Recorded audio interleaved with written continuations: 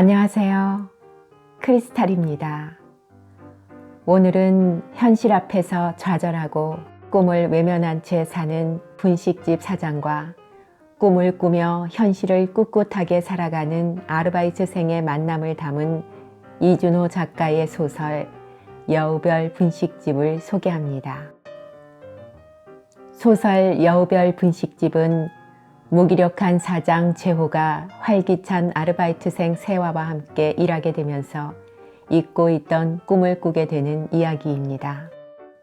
모든 게 어긋나고 망가져가던 시기에 우연히 세화와 함께 일하면서 활력을 찾아가고 어긋난 관계들을 다시 맞추고 외면했던 꿈을 마주하게 됩니다. 이 소설을 통해 독자들이 현실이라는 벽 앞에서 수없이 외면당했던 우리의 꿈과 희망에 대해 다시 생각해 볼 수 있는 시간이 되길 기대합니다. 책 속으로 들어가겠습니다. 구독과 좋아요, 알림 설정은 제게 큰 힘이 됩니다.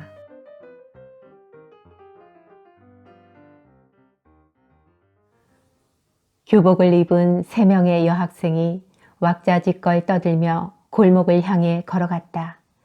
그들 앞에 길게 펼쳐진 골목은 양옆으로 다양한 가게들이 즐비한 상점가다. 골목 초입 한가운데에 있는 크고 높은 단풍나무를 지나 더욱 깊숙이 들어갔다. 저 멀리 밖으로 나온 전철이 덜컹덜컹 소리를 내며 바람을 맞다가 다시 땅 아래로 숨어버렸다. 학생들이 연신 까르르 웃으며 어느 가게 앞에 섰다. 그들이 선 곳은 떡볶이와 튀김을 파는 분식집 여우별. 유리문을 열자 좁은 가게 안이 나타났다. 저 앞에 겨우 3개의 테이블이 따닥따닥 붙은 채 손님을 기다렸다. 학생들이 바로 옆 네모난 조리실을 지나 평소 자주 앉는 테이블로 자연스레 향했다. 테이블을 옆으로 살짝 떼어놓은 뒤 자리에 앉은 그들은 마치 달리기 시합을 하고 있는 것처럼 자신들이 가장 먼저 왔음에 기뻐하며 큰 소리로 떠들었다. 학교에서 있었던 일들로 한창 이야기꽃을 피울 무렵 가게 문이 스르륵 다시 열렸다. 이번에는 손님이 아니었다. 시커먼 수염 자국이 구렛나룻부터 턱까지 짙게 있는 가게 주인 재호다. 그가 손에 묻은 물을 앞치마에 닦으며 안으로 들어왔다. 원래 그는 화장실을 가거나 밖을 서성일 때면 문을 잠그지 않는 편이다. 그것은 이미 와 앉아있는 단골 학생들도 잘 알고 있었다. 평소에도 그들은 주인 없는 텅 빈 가게에 마음대로 들어와 정수기에서 물을 뜨고 수다를 떨며 재호가 오기를 마냥 기다렸다. 어차피 이곳은 그들에게 아지트 같은 곳이었다. 안녕하세요. 여학생들이 재호를 향해 손을 흔들며 반갑게 인사했다. 재호는 무표정한 얼굴로 고개만 살짝 끄덕이더니 몸을 돌려 바로 옆에 위치한 조리실 안으로 들어갔다. 그곳엔 철판 떡볶이 팬이 창문 아래에 있고 그 옆에 설거지를 할 수 있는 싱크대가 있으며 벽 앞에 튀김 조리대가 조그맣게 있다. 방금 재호가 지나온 방향으론 어묵 기계와 계산대가 나란히 자리했다. 재호가 의자에 철퍼덕 앉았다. 그는 주문 받을 생각은 하지 않고 창문 쪽으로 고개를 쭉 내밀어 멍하니 밖을 봤다. 선선한 바람이 뺨에 와 닿았다. 그렇게 가을의 시작을 느꼈다. 하지만 아름다운 풍경과 날씨에 특별한 감정을 느끼진 않았다. 그럼에도 여전히 날씨의 변화에 주의를 기울이는 것은 아무런 감정 없이 반복하는 그저 오래된 습관일 뿐이다. 그리고 창문은 포장 손님을 맞이하기 위해 하루 종일 열어둔다. 떡볶이 3인분이요. 높은 톤의 목소리가 귀에 닿았다. 재호는 귀찮다는 듯 대답도 않고 귓볼을 살짝 만지며 가볍게 인상을 썼다. 이미 양념이 배어있는 떡을 주걱으로 휘저으며 더욱 벌겋게 만들었다. 떡볶이를 떠 초록 접시에 담고 마지막으로 계란을 위에 얹었다. 그렇게 한 번 더 한 뒤 2개의 접시를 양손에 들고 테이블로 터덜터덜 걸어갔다. 한창 수다에 열중이던 학생들은 김이 모락모락 나는 접시를 보며 한껏 들떠 환하게 웃었다. 왔다! 왔다! 재호가 테이블 위에 접시를 탁 내려두고 다시 자기 자리로 몸을 돌렸다. 재호의 뒤통수에 대고 감사합니다 라고 소리친 학생들이 떡볶이를 호호 불며 입에 넣었다. 한동안 뜨거움에 정신을 못 차리던 학생들이 떡볶이를 삼키고는 비평을 쏟아냈다. 맛있다! 맛있다고? 왜 이렇게 간대해? 난 그냥 그런데. 넌 어때? 나도 별로야. 원래 여기 맛없어. 쉿, 조용히 말해. 제자리로 걸어가던 재호의 귀에 그들의 속닥이는 소리가 들렸다. 도대체 맛이 없다면서 왜 매일 출근 도장을 찍는 건지 이해할 수가 없었다. 어차피 맛에 대단한 신경을 쓰는 편이 아니었기에 매출에 도움만 됐으면 상관없다는 생각으로 비평을 무시했다.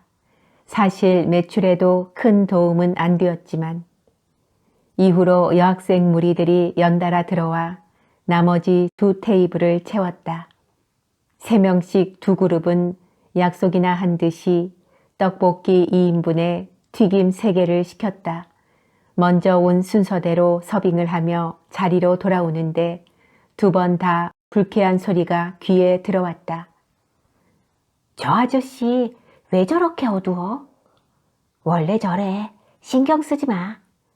그래, 신경 쓰지 마라. 재호는 속으로 그렇게 말하며 가게를 빠져나왔다. 안에만 있는 것이 무척 답답했다. 특히 이 시간이면 더욱 힘들었다. 매일 오후 4시 즈음이 되면 수업이 끝난 여중생들이 가게를 점거했고 그들의 끝없는 수다로 가게 안은 시끄러웠다. 그럴 때면 재호는 정신이 하나도 없었다. 매번 밖으로 나와 주변을 맴돌거나 건물 옥상으로 가 시간을 보냈다. 대부분 5시 전후로 식사를 마치기 때문에 그때 즈음 가게로 돌아왔다. 으악! 2 팔을 높이 들며 기지개를 켰다. 시원한 공기가 콧 속으로 들어오는 것이 느껴졌다. 이제야 살 것 같다. 좁은 가게 안에만 있을 때면 마치 투명 인간이 된 기분이 들었다. 세상과 어울리지 못한 채 자신의 몸을 가린 투명 인간. 그러다 바깥 공기를 온몸으로 맞이하는 순간 세상 속에 함께 어울려 살고 있음을 깨달았다. 가게 문 옆에 칠판으로 된 입간판이 보였다. 거기에 적힌 운영시간이 눈에 들어왔다. 문 여는 시간은 아침 10시 30분, 문 닫는 시간은 저녁 9시 30분. 하지만 그것을 정확히 지키는 날은 그리 많지 않았다. 아니, 거의 없었다. 문득 딸 수미가 생각났다. 바지 주머니에서 휴대폰을 꺼내 사진첩을 열었다. 9살 된 수미가 해맑게 웃고 있었다. 자연스레 재호의 입가에 미소가 번졌다. 지금이면 무얼 하고 있을까? 집에 있을까? 아니면 친구들과 놀고 있을까? 얼마 전 휴대폰을 개통했다는 소식을 들었다. 내일 모레면 다시 만난다. 그때 번호를 받은 뒤 지겹도록 전화를 걸 계획이다. 징! 휴대폰이 지진이 난 듯 손 위에서 마구 흔들렸다. 휴대폰의 화면이 바뀌고 발신자의 이름이 나타났다. 진우였다. 하필 이런 순간에 전화가. 하지만 안 받을 수가 없었다. 수락 버튼을 눌렀다. 여보세요? 바빠? 아니, 앞으로 1시간 동안은 아무 일도 안 일어날 거야.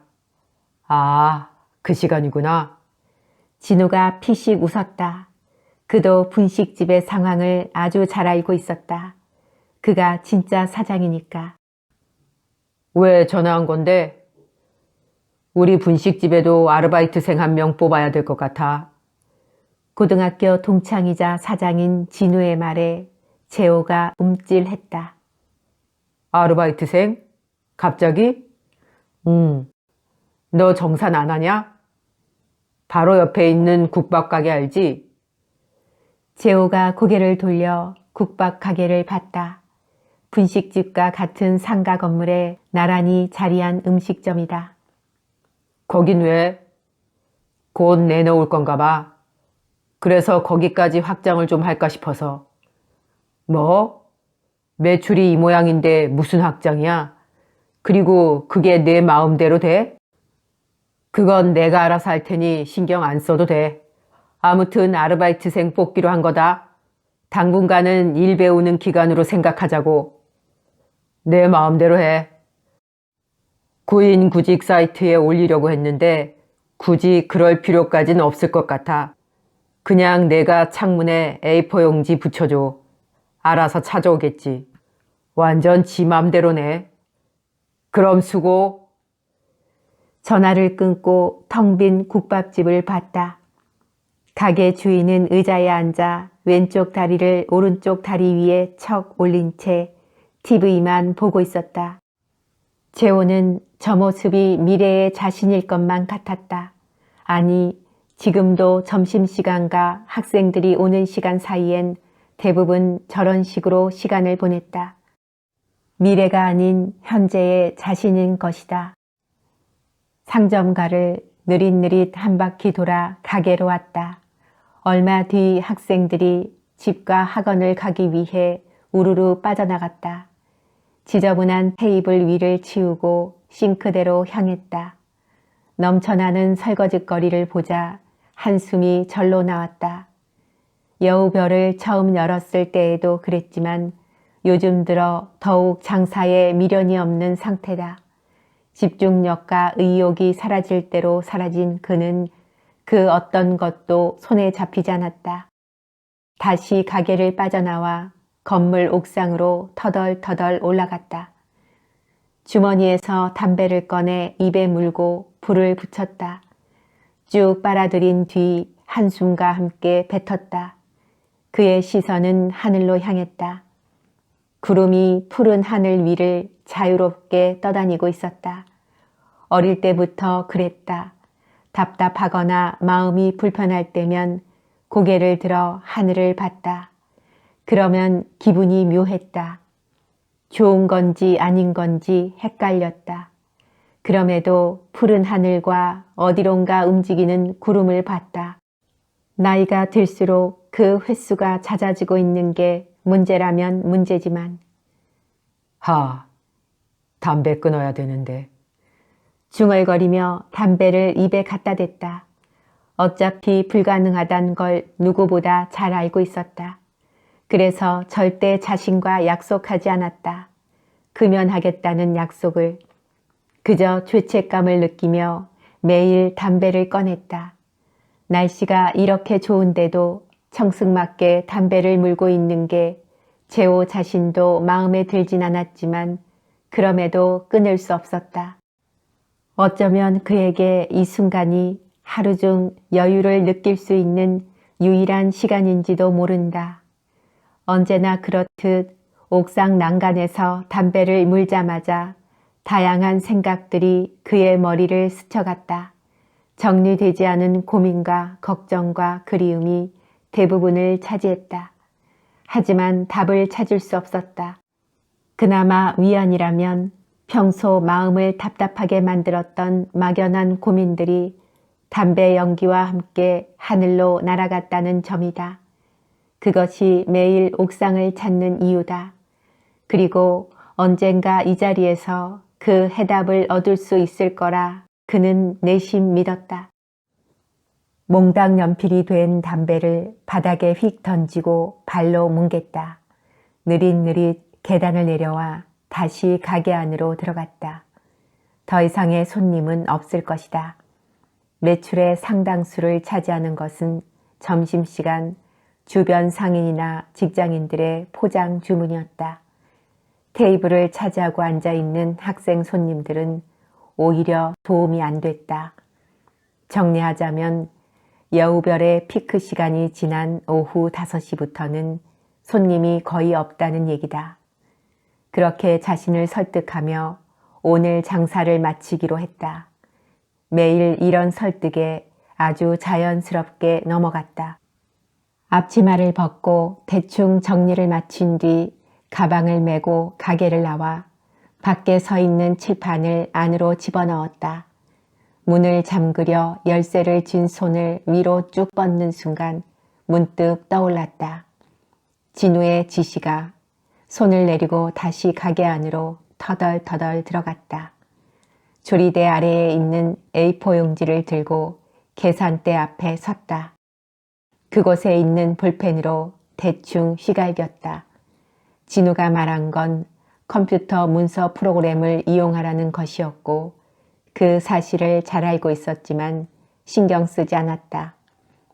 유리문으로 가 A4 용지를 안쪽에 붙인 뒤 다시 밖으로 나왔다. 문을 잠근 재호가 뒤도 돌아보지 않고 집으로 향했다.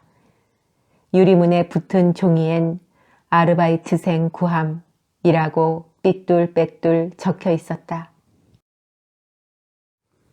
재호가 의욕이라곤 전혀 안 보이는 축 처진 자세로 느릿느릿 걸었다. 골목 초입에 있는 오래된 단풍나무 앞에 잠시 멈췄다. 남들은 골목의 상징물이라며 좋아했지만 재호는 마음에 들지 않았다. 높고 큰 나무가 자신을 내려다보는 것 같아 기분이 언짢았기 때문이다.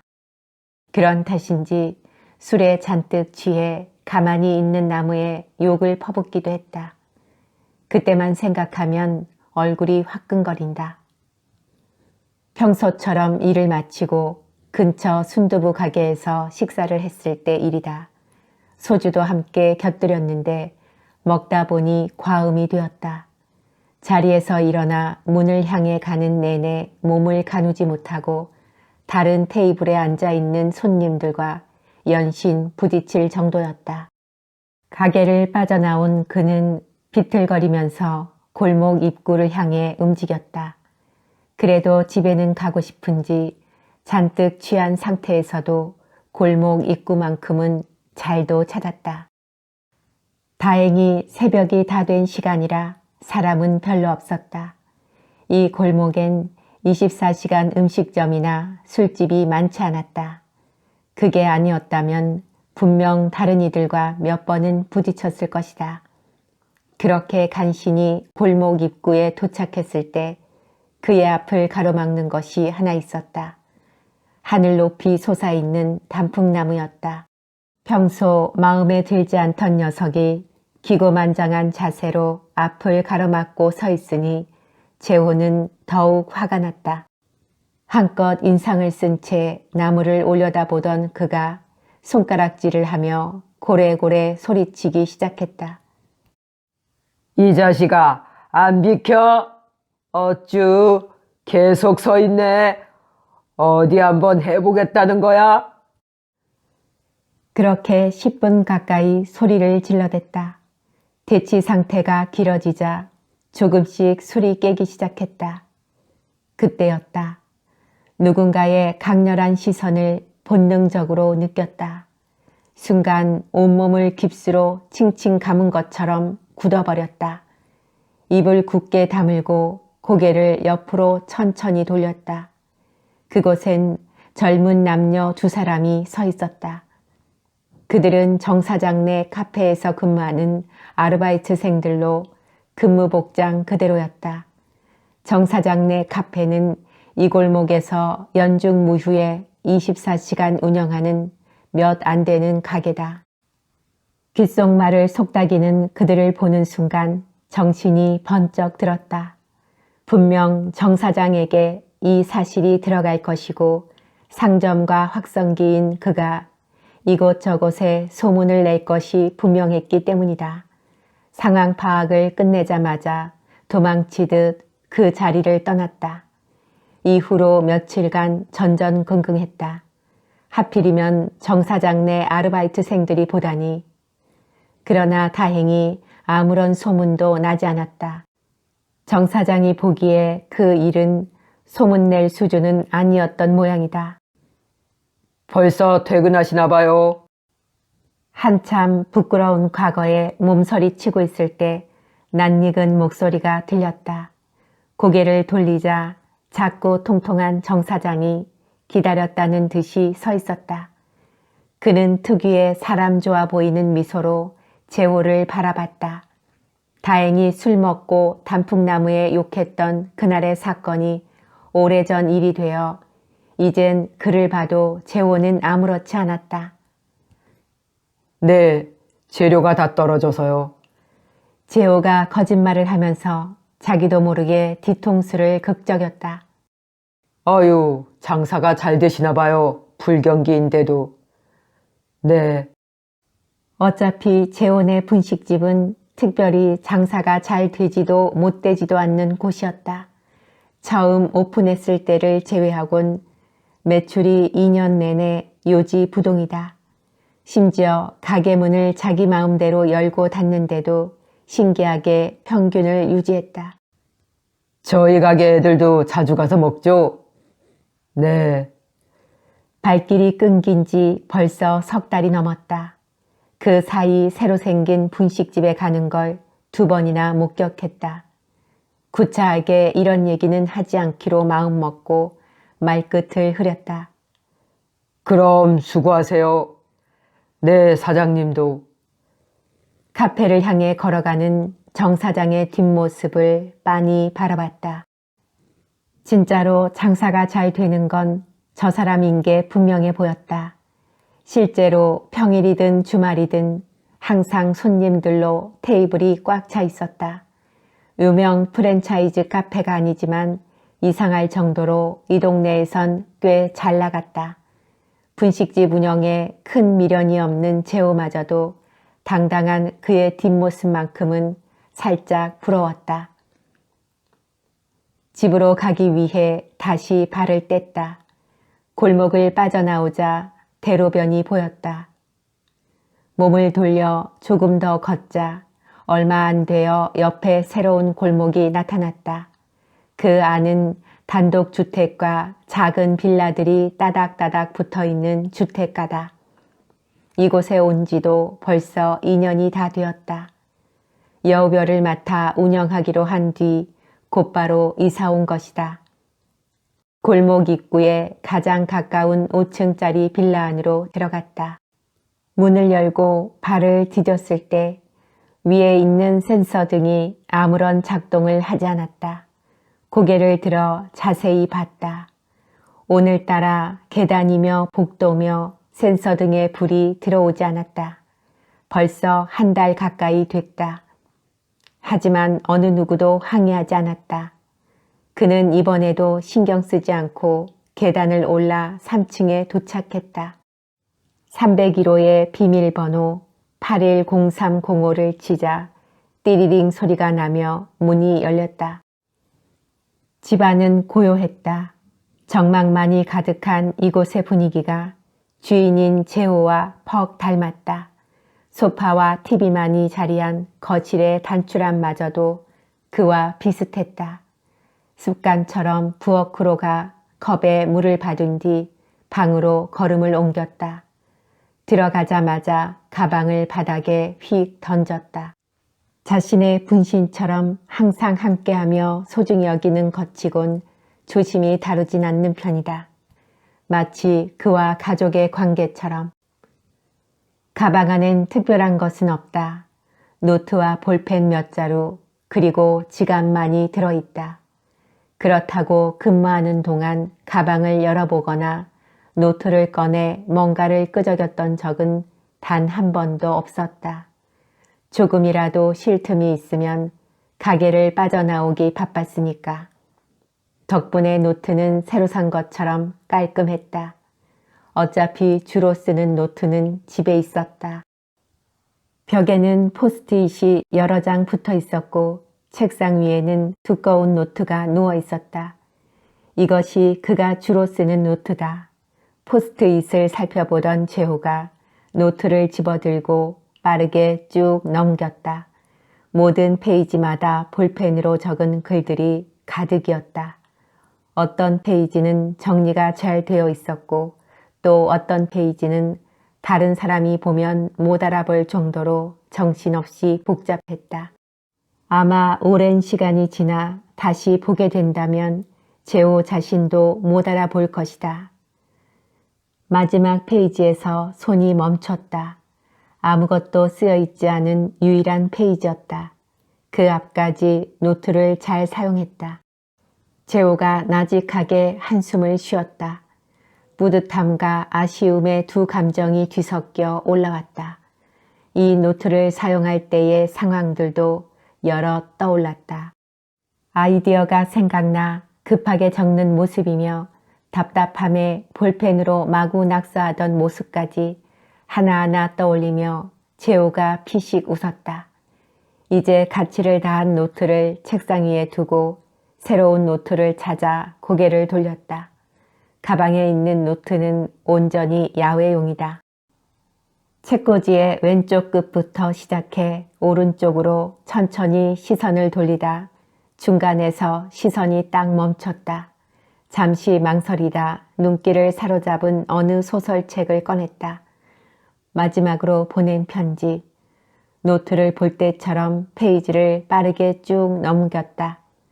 재호의 얼굴이 점점 굳어갔고 속에선 이상한 꿀렁임이 일었다. 다 쓴 노트 옆에 책을 살포시 두었다. 푸른 바탕에 하얀 편지 봉투가 있는 표지를 가만히 보는 그의 눈에 안개가 잔뜩 끼었다. 못 본 척 애써 몸을 휙 돌렸다. 다시 부엌으로 가 싱크대 앞에 섰다. 반잔 정도 남아있는 물을 벌컥벌컥 다 마셨다. 소주를 마신 것처럼 캬악 소리를 내며 입가에 묻은 물을 소매로 닦았다. 분명 냉수를 마신 건데 술을 마신 것처럼 정신이 몽롱했다.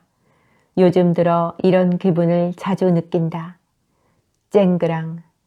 재호가 싱크대 안에 유리컵을 넣으려다 바닥에 떨어뜨리고 말았다.